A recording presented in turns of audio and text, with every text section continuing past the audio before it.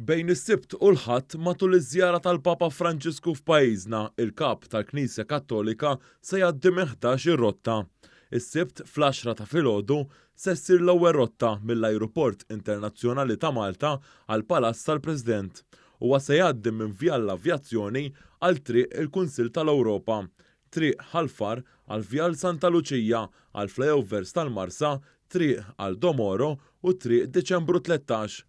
Ħdej bib il-bombi, il-Papa Franġisku se jirkeb fuq il-Pope Mobile u jibqa' dieħel lejn Pjazza San George. It-tieni rotta se tkun dik minn Pjazza San George għan-Nunzjatura fir-Rabat li se tibda għal ħabta ta' nofsinhar. Il-Papa Franġisku hawnhekk se jgħaddi meħdej il-Monument tal-Gwerra għal triq San Franġisk fil-Florjana. Hawnhekk se jerġa' jibdel mill-Pope Mobile għal karozza uffiċjali. Il-Papa se jgħaddi minn triq Diċembru 13 Marsa Hamrun Bypass għall-Imrieħel Bypass, is-Central Link u s-Saqqajja. Minn hemm se jmur lejn triq Nikola Sawra, triq tal-Virtu għan-Nunzjatura fir-Rabat. It-tielet rotta se tkun mir-Rabat lejn il-Port il-Kbir.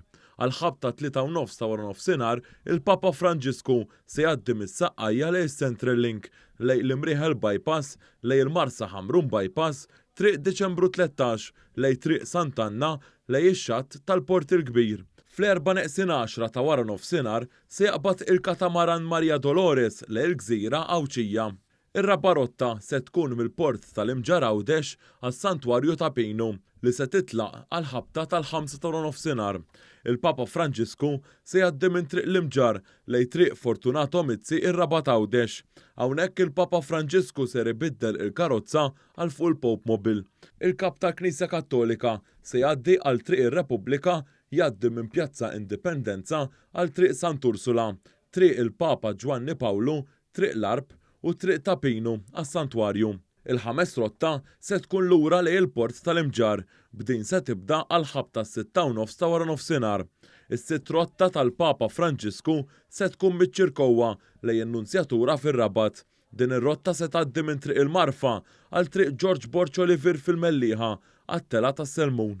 Minn hemm il-Papa se jgħaddi minn triq il-Mistra, it-tela tax-Xemxija għal bypass ta' San Pawl il-Baħar, triq Burmarrat, triq il-Missjonarji Maltin għal triq Buqana, lejn triq l-Infetti għat-tela tas-Saqqajja u n-Nunzjatura fejn hawnhekk tintemm il-ġurnata tas-Sibt. Is-seba' rotta tal-Papa Franġisku se tkun minn Nunzjatura għal Grotta ta' San Pawl fir-Rabat. Din ir-rotta se tibda għal ħabta 8:30 tal-Ħadd fejn minn Nunzjatura se jmur lejn triq George Borch Oliver, triq il-Kulleġġ għal Bażilika ta' San Pawl fir-Rabat. Fit-tmien rotta, il-Papa Franġisku se jmur lejn il-Qudiesa tal-Ħadd fuq il-Fosos tal-Furjana.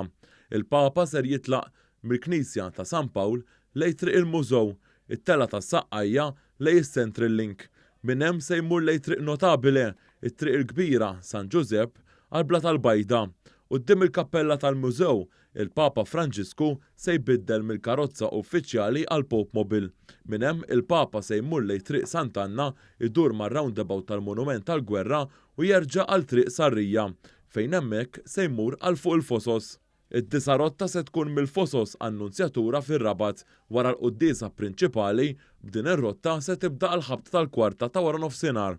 L-10 rotta se tkun min-Nunzjatura għall-Laboratorju tal-Paċi f'Ħalfar. Huwa ser jitlaq għall-aħħar darba min-Nunzjatura fir-Rabat fejn ser jinżel mit-tela tas-Saqqajja għas-Central Link, għall-Imrieħel Bypass, għall-Marsa Hamrun Bypass u triq għal Domoro.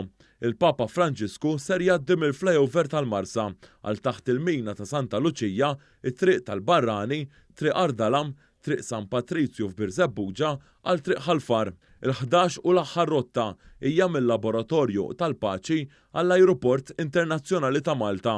Huwa se jitlaq minn hemm għal ħabta l-5:30 ta' wara nofsinhar u jasal ftit wara fejn se ssir iċ-ċerimonja ta' tluq tal-Papa.